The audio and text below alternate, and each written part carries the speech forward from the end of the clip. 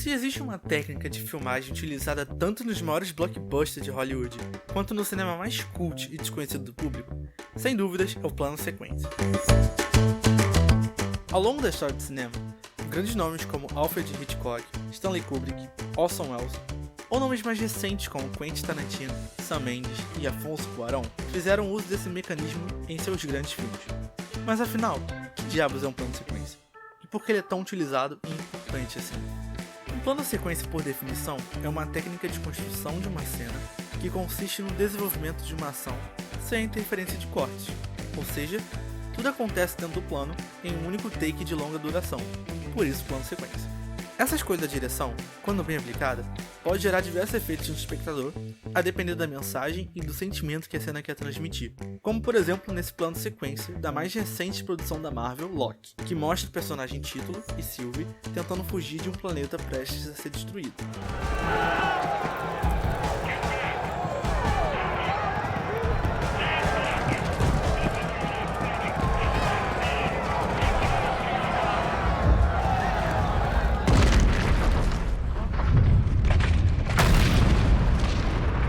Essa cena poderia ser decupada em vários planos, mas a escolha por retratar essa ação dentro de um plano sequência, mesmo que possua os chamados cortes invisíveis, colabora para a construção da ação e transmite para o espectador o sentimento de urgência dos personagens.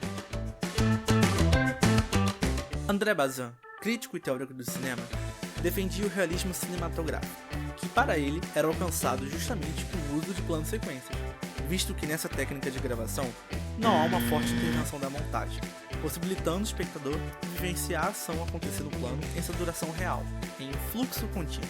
Mas isso não impossibilita que haja uma montagem interna ao plano.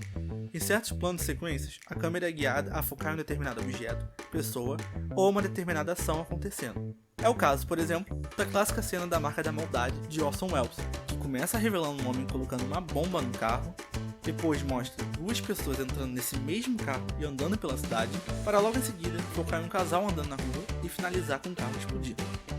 Esse plano sequência revela outra característica de muitos planos sequências: a presença de uma narrativa própria, no início, meio e fim.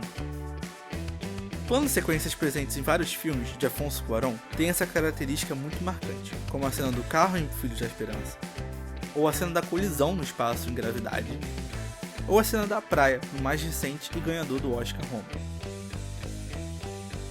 Para que tudo funcione dentro de um plano sequência da maneira como vimos até então, o plano precisa ser bem pensado pela equipe de produção do filme ou da série e ensaiado previamente.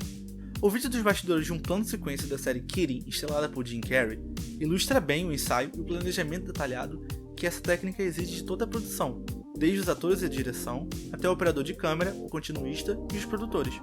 Há experiências, inclusive, que o próprio filme se propõe a ser um grande plano sequência, como é o caso recente de 1917, de Sam Mendes, e de Festim Diabólico, de Alfred Hitchcock. Ou até mesmo filmes que de fato foram gravados em um único grande plano, sem os cortes invisíveis. É o caso do filme Arca Russa, ou do longo alemão Victoria. Mas o plano de sequência não se restringe apenas ao mundo do cinema e da televisão. Outras obras audiovisuais utilizam esse mecanismo para contar suas narrativas. E quando digo outras obras audiovisuais, estou me referindo, por exemplo, aos videoclipes. Uma artista atual que recorre muito a esse efeito em seus clipes é a norte-americana Billie Eilish, como em NDA, Therefore I Am, When the Party's Over e All the Good Girls Go to Hell. Solar Power, da cantora neozelandesa Lorde, This is America, do Childish Gambino, A MTV de Thiago York e Kids, da banda One Republic, são outros exemplos de videoclipes que fazem uso do plano de sequência. Portanto, o plano de sequência é múltiplo e, como visto, tem aplicações em diversas obras audiovisuais.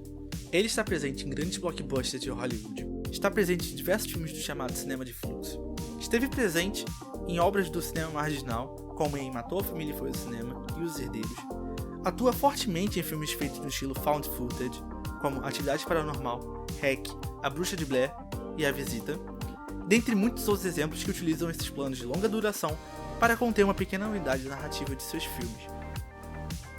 É uma técnica que não é nova no cinema, mas que vem sendo utilizada com bastante frequência desde o advento do digital, já que ao contrário do que aconteceu com a película, os planos não têm limitações físicas de duração.